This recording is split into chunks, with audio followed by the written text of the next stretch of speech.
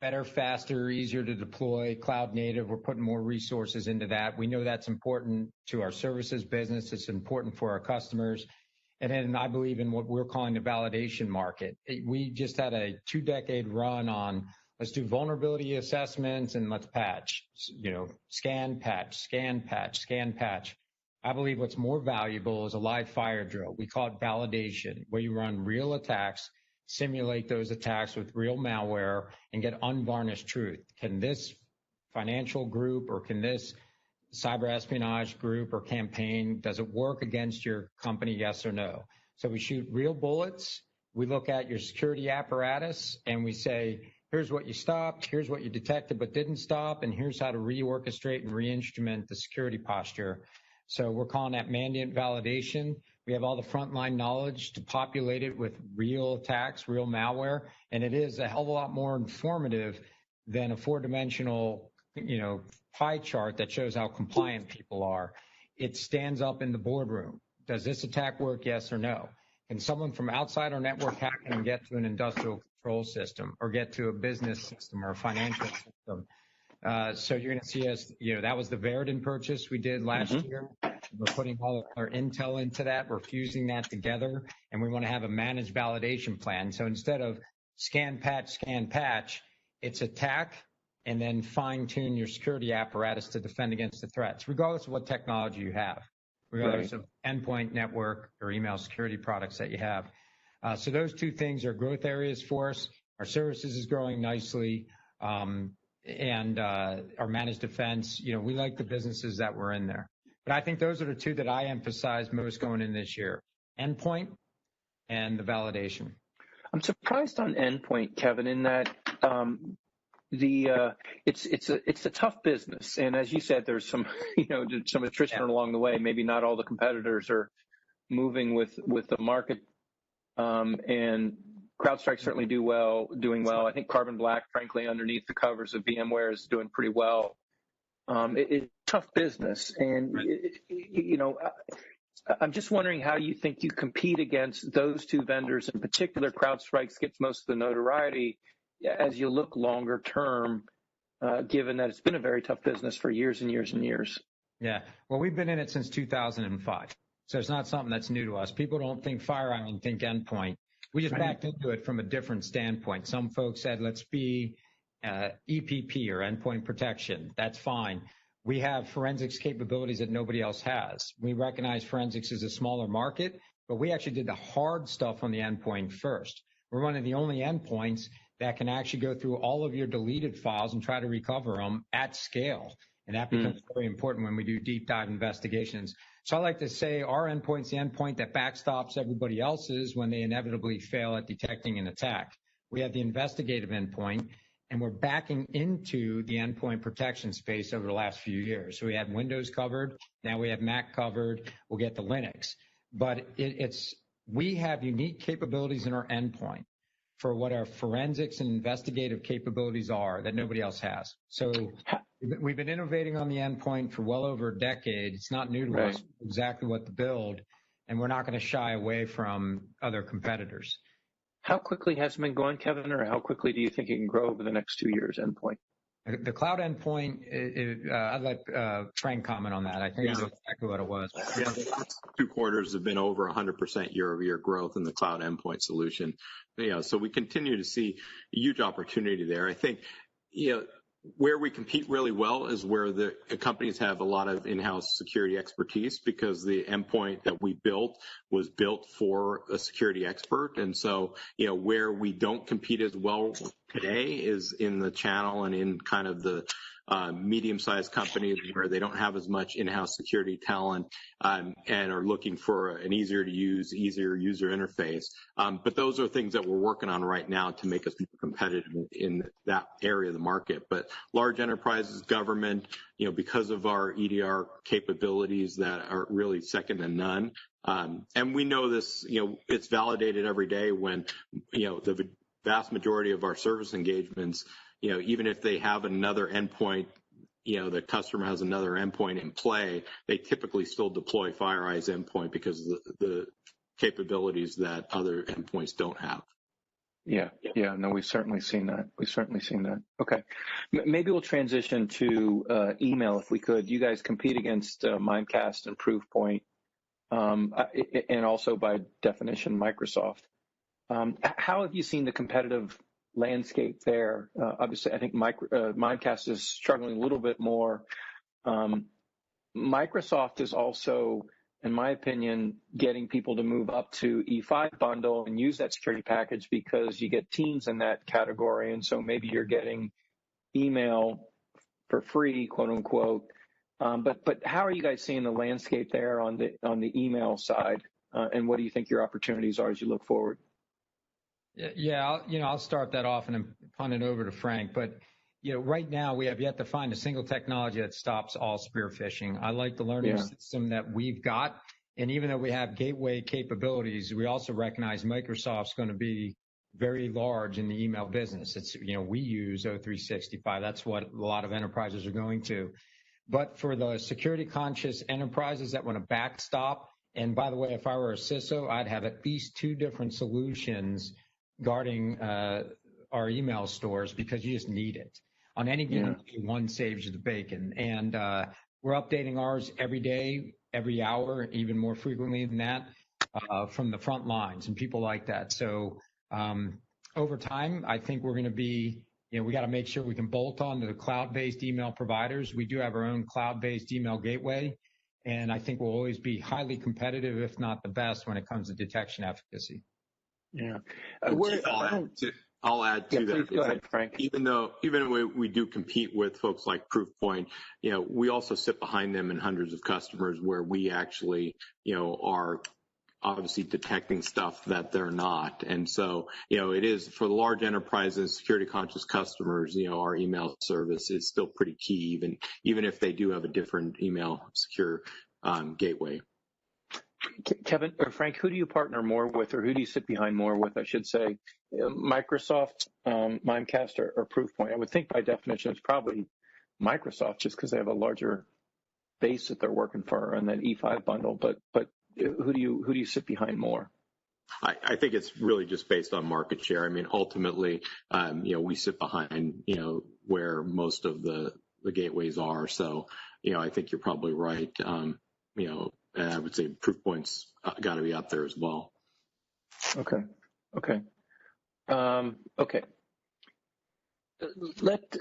Let's keep going on the product level. Kevin, maybe we'll go back to you since I want to talk about Mandiant a little bit. The growth rate has been tremendous. You guys are, I think, widely acknowledged as the best in the industry for what you do. Yet at the same time, your limited growth rate, and what I mean by that is, right, I think it's by definition a people-based business, and therefore you can only train and hire so many people in order to really sustain that business. How do you think about the growth rate? Am I thinking about it not correctly in terms of there is limited opportunities? Well, we could grow it faster. That's not our intent. I think it's just strategically important. I've always felt the best market research you can do in security is responding to breaches. You get to see the capacity of all the technology and when it all fails. You actually, during our remediation drills, we work with a lot of different people's technologies, and we know the pros and cons of each one, and it's unvarnished truth. It worked or it didn't. It's easy to use or it's hard to use, and it's just strategically important to us. We want to be able to train cybersecurity professionals, and that's not product training. That's how do you recognize a breach? How do you respond to it? How do you triage it generically as cybersecurity experts? But I like that front row seat to responding to breaches. We started this in 2004.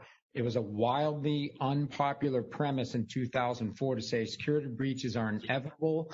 You cannot solely rely on preventive measures. I think that's proven out, and you see other people trying to endorse that exact thing. But we want to do the training we do. We want to do the intelligence gathering we do. We want to respond to every breach that matters. And another thing strategically important, since we respond to everybody's red teams, we also want to do more red teams than anybody. I think that's the most valuable thing you can do for a company today is say, we're going to simulate the threat groups that attack you. We're going to do the attack. We're going to see how you do, see which technology contributes to security, see how well your processes are, and see how good your people are. at responding to real threats. And those are the things we want to maintain being the best in the world at: red teaming, our threat intelligence, and respond to every breach that matters. Kevin, do you think it helps you on cross-sell or development? It's if I could take you in the room when we're responding to a breach, we don't sit in the room going, "Hey, what kind of firewall do you have?" And it's really, it almost transcends that. You become a trusted advisor, and you're really there to say, "What do you have already? What can we make use of already? If you have some gaps, here's what we'd recommend." Ultimately, when we do that, our products have to stand on their own accord to go in and win the customer over. So we really do have services folks that I call product agnostic. They'll go in and recommend whatever they think is right, and they'll use whatever they have to use to get the job done. Happens to be that we enable them with the technology because our software engineers listen to those frontline folks and develop features based on the needs there. But I don't think of it that way. I just think we go in, we listen to our customers, we tell them what we think they need based on our thousands of remediation plans that we've written and the experiences that we've had trying to remediate these networks. And ultimately, that's not we have a playbook, but it's different for every single customer. Yeah. Okay. When I think about Helix, which, serves as, I think, your SIM level activity, when you see customer adoption or that, Helix, I think, was originally designed as the management console, if you will, to looking at the original processes, and you describe it as a SIM. Are you actually getting customers using it as a true SIM, competing with the Splunks and Elastics of the world? It can do that. Our goal was, when I got the job 4 years ago, I had to bring together the frontline expertise with 3 control products, our endpoint, network, and email. And the way to galvanize both sides of the equation was we had Helix. It takes common event format, but bring it, take all the events from our products, merge our intel with it, and merge our SOAR capability so we can put Mandiant playbooks in it. So it's kind of like SIM++. In fact, when we first brought it to market, we called it the Threat Analytics Program, or Threat Analytics Platform, excuse me. We didn't want to say it was a SIM because we didn't want to compete with SIM. But what happens so often is you start here, very niche, and we created like Yuba-based rules in there. We created really a way to bring our intel to market, our expertise on demand, because it's it's in the interface. You can click a button and an expert's going to answer your questions or go find the right person to answer it. Go in niche, and we realize, we're going to have the compliance dashboards and we're going to have SIM capability in there as well. So it started as Threat Analytics Platform. We expanded it to have SIM plus the Threat Analytics. It is, more and more being used as the interface to our controls products of endpoint, network, and email.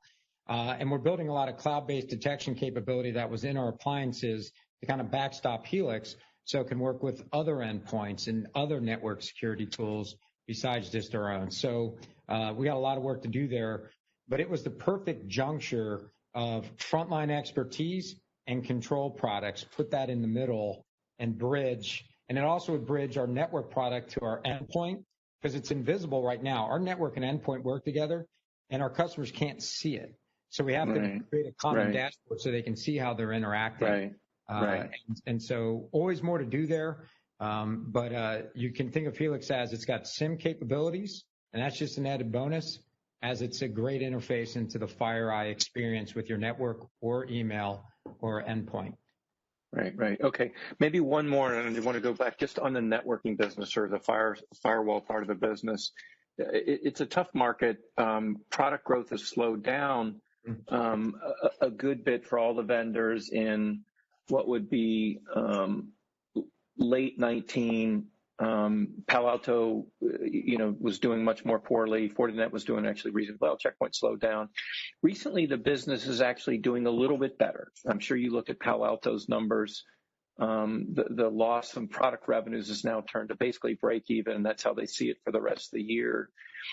What do you think is going on in demand for next generation firewalls at this juncture, given work from home and given the economy at an industry level? So our network security product, it's kind of interesting. Somebody once called it the firewall helper, and that's sort of true. We don't do a lot of what a firewall does. What we were designed to do is a firewall is kind of like a gate guard. And when you get by the gate guard, you have the motion detector. That's us. Yeah. In many ways, we're like a managed IDS with a bunch of machine learning models, and it's like an analyst in a box behind the firewall.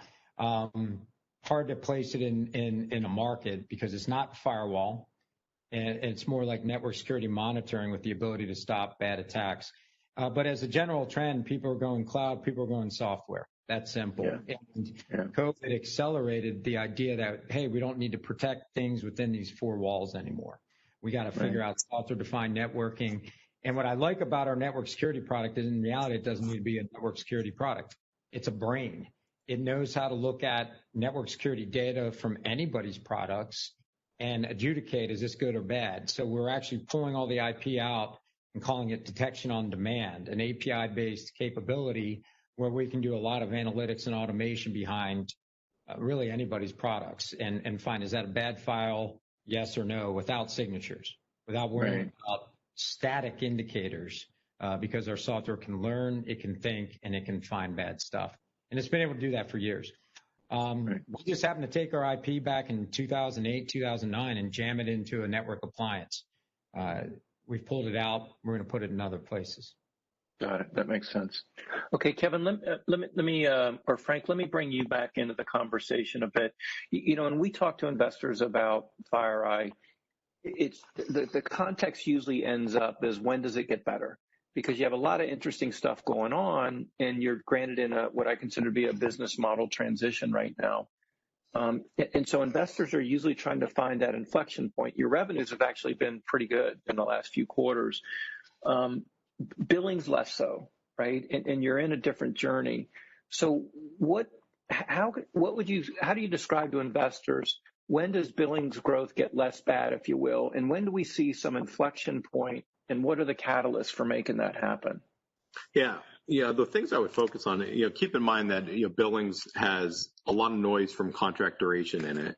It also has, timing of when renewals, whether they're early or not, hit it within the quarter. And that's really why we've shifted, the external focus to ARR, because that cuts out all the noise from contract duration and timing of renewals. And it really focuses on kind of the health of the business, what kind of market share you're getting.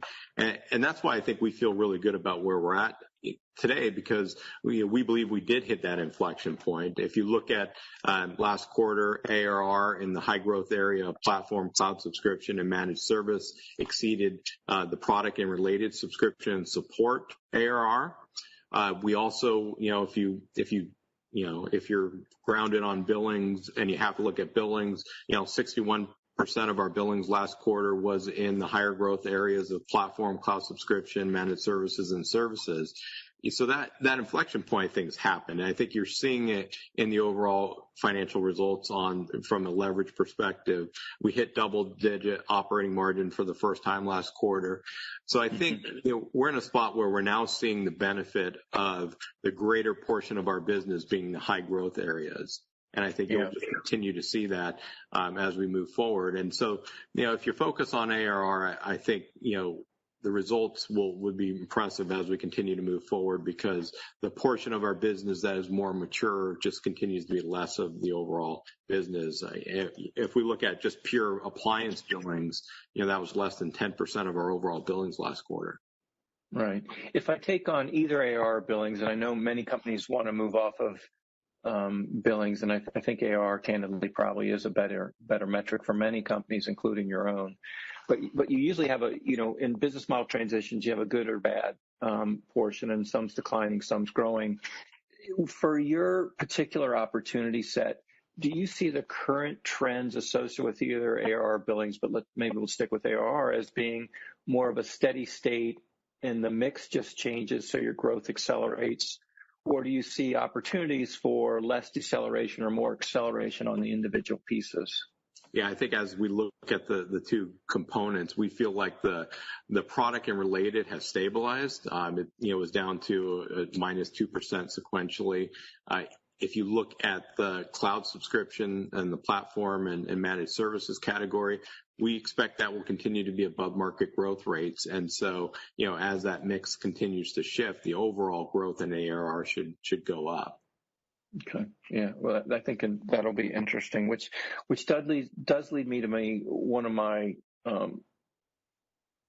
probably last set of questions is one of the challenges for your organization is your demand level trends, whether ARR billings or revenue at a certain cadence, and your expense levels are such that you did have a good operating margin last quarter, but your free cash flow generation is still, I would say, limited relative to your revenues.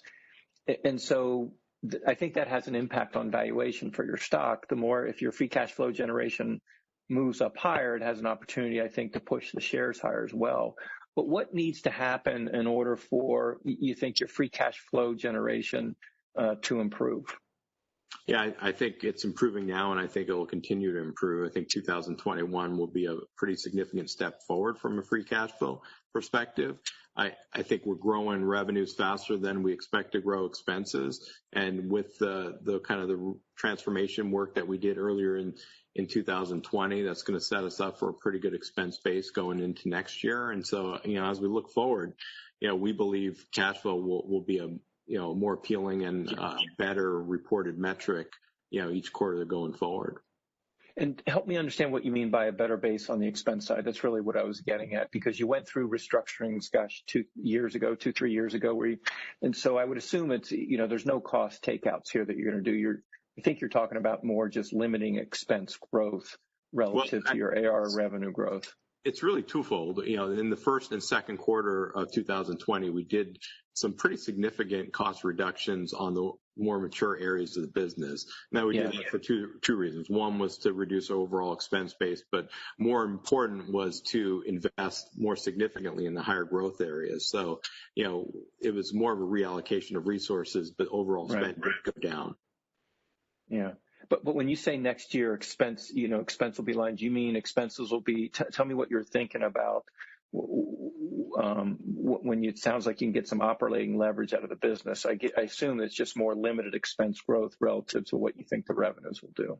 Yeah, and there is a full year benefit next year of having, most of the restructuring we did was in the second quarter, so we'll get half the year benefit in 2020. True. 2020 That's true. Full year benefit. Yeah, that's okay. Yeah, understood. Okay, let's transition to my last question is really about M&A and what you see the opportunities are for your, given that you talked about your free cash flow generation, I think should improve, how you're thinking about M&A versus some of the opportunities that you see in front of you. Yeah, I think, a couple thoughts. As a founder, I'm always interested in what everybody else is working on. So we never close the door on it. We know what we want to be the best in the world at. We're following companies and tracking folks that can contribute to that mission. We don't have to do anything, but we certainly want folks, if they're, if they are seeking an opportunity, we'd like for them to knock on our door. So no imminent plans, but we're always interested in what's going on in the community. Where do you find, it was interesting last night, I don't know if you talked about Salesforce, but Benioff said, look, valuations, he didn't use these words, but, valuations are a little expensive right now. Mm-hmm. He tends to look at a lot of public market assets. Yeah. I would assume that you're looking at more private market assets. Right. Yep. What do you, I'm sure a lot of people, Kevin, come knocking on your door. In particular, you've been a leader in security industry forever. What do you find that price discovery is right now in terms of, do you feel like even private market assets are relatively expensive following behind the public market assets? Well, there's a bunch of different camps, right? There are companies that have proven themselves in a private market and they're very optimistic and they have a better situation. But with COVID, a lot of folks in the private markets, their growth plans went to survival plans. And you never know. There are different businesses that didn't quite get to critical mass before COVID hit. And I do believe the pandemic's going to have more of an impact on the smalls than the bigs. And some of the smalls, it's going to be hard to try them out. I think there's, regardless of price, you always want to track the founders, the innovators in your industry and see where they're at. And the good ones are always going to probably demand more of a high price. So, but I could see a compression in some of those prices as the pandemic continues. That's an interesting point, Kevin. I hadn't thought about that. Okay, well, I'm going to give you guys an opportunity, Frank or Kevin, jump in here. And the question is going to be a little bit different. Again, Fire, I think, flies under the radar screen and sometimes in the security with the broader investment community. And I just didn't know if you wanted to make any statements about, you get a ton of questions from investors all the time over the course of any one given quarter. What do you think investors are missing as it relates to FireEye? Frank, you go first. I know you love that question. Yeah, I think investors, probably the biggest thing, that the misconception is just, that, we're a network appliance company or we're an email security vendor. I think the biggest, missing piece to it is that how comprehensive our portfolio of both products and solutions are, and the fact that we have many different ways into a customer, and then once we're in a customer, we do a very good job of cross-selling. So, I think if you look at our portfolio, I think we've got a lot of things that are the best detection in the world, best solutions and services in the world that, if we tie it all together, I think we're going to continue to be, a very relevant player. And I think you're going to see that on the financial metrics and the valuation side. Yeah. Kevin? Yeah, I always use, Frank, to channel the investor mindset. I channel the security mindset. We have all the tools and all the capabilities to make you as secure as you can possibly be on the internet. And it's a lot of work, but we're going to prove that out. You're going to see us come out. We already have managed validation coming out, the ability to test and have a binary result. You either protect it or not. Regardless of the technology used, you could use PAN, you could use CrowdStrike, you could use us, you can use Carbon Black, you can go through all of them. People need unvarnished truth. How good is their security? And FireEye is the best company to tell you, and we're going to prove that out. That's going to be the market that usurps and overtakes the threat management market of scan, patch. We're taking it to the next step. We'll prove that out, and we're going to have a lot of fun doing it. So my 2 cents on that, we're over time here, so I think bad things are going to happen to me if I don't turn this off in a second. But I would think about durability as the number one issue. And can you turn this ARR growth as your mix evolves into a durable number, 8%, 10%, whatever that number looks like? That's number one. Mm-hmm. And Kevin, ultimately, if you filter that down into the lower level, it translates into the basket of goods and services you have. Does that support a durable top line? Okay. Yep. So number two is what I struggle with a little bit is, as you get, I'm just going to pick a number, 10%. As you get to 10%, can you evolve the business model so you're generating 20 to 25% free cash flow margins, right? And it takes a while to, I think, growth to absorb that expense level and therefore turn into that kind of free cash flow margins. But that would be my answer back to you is, number one, durability around high single digits, low double digits, then two, translating that into generating meaningful cash flow. And that's what I think will prove out the model over time. Right. That'd be my 2 cents. Okay, guys, listen, we certainly appreciate your time. I know I'm over. I apologize. And I'm hosting another company here shortly. But on behalf of Bank of Montreal, we wish you guys all the best. And we certainly appreciate your participation today. Many thanks. Thank you. Thanks, Keith. Thanks, everyone.